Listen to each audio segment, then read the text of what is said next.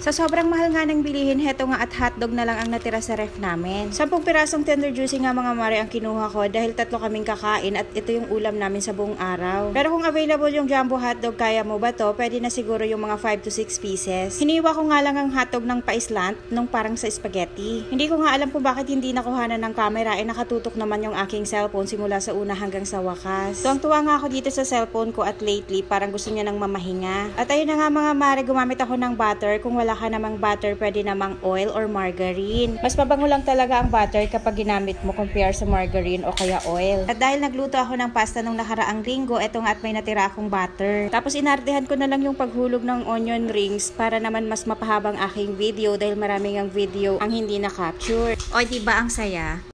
Nga pala mga mare, itong recipe na i-share ko sa inyo is hindi ito pachamba ha. Natutunan ko ito sa resto bar ng ate ko before sa Alabang nung sila ay nakakaluwag-luwag pa. Char. Napansin ko nga dati na best seller sa amin ito.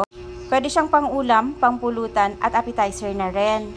At dahil nga bida-bida ako sa resto bar na yon, kapag may order na ganito ay binabantayan ko talaga ang chef cook namin. At ang tawag nga sa menu na ito mga mare is sizzling buttered hotdog. At syempre, since ako lang naman ang kakain at ang bata, hindi mo na kailangan dito ng umuusok-usok pa, kaya sa kawali ko na lang siya niluto.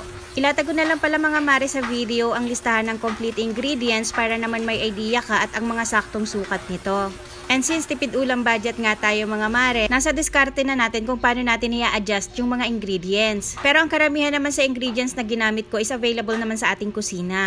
At kung napapansin yung mga mare, marami akong hindi nakuhanan like yung paglalagay ng iba't ibang sangkap. Pasensya na, ang aking cellphone is very good talaga. At nga pala sa video ito mga mare, hindi ako gumamit ng sili since may batang kakain. Pero sa akin mas pinasarap ito ng chili, lalo na kung pangpulutan. At nung natapos ko na nga itong lutuin mga mare, isa lang ang pumasok sa isip ko. Noong mga time na malaya pa ako at sinasabi ko sa aking sarili, "Hi, shot puno."